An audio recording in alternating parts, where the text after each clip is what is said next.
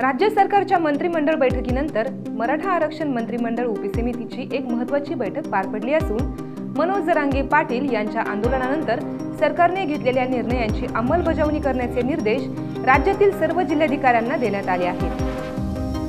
तर आरक्षणाच्या आंदोलनावेळी 5 लाख रुपयांच्या खाली नुकसान करणाऱ्या मराठा आंदोलकांवरील गुन्हे मागे घेण्याच्या संदर्भातही निर्णय घेण्यात आलेला आहे। त्यामुळे आंदोलकांना मोठा दिलासा मिळणार आहे।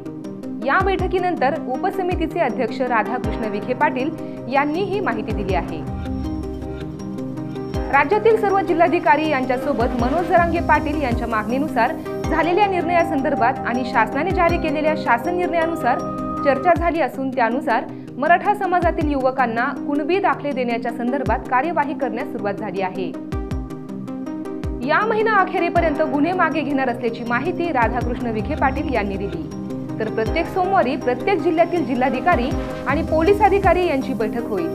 त्यानंतर ती माहिती मंगळवारी मंत्रिमंडळाला दिली जाईल, असं विखे पाटील यांनी सांगितले।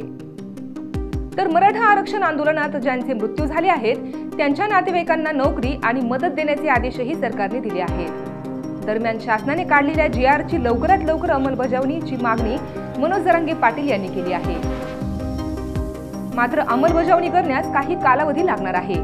याबाबत मनोज जरांगे पाटील यांना विनंती करायची आहे, असेही विखे पाटील यांनी म्हटले। सरकारने मराठा आरक्षणाबाबतचे शासन निर्णय जारी केल्यामुळे ओबीसी समाज नाराज आणि आक्रमक झालेला आहे।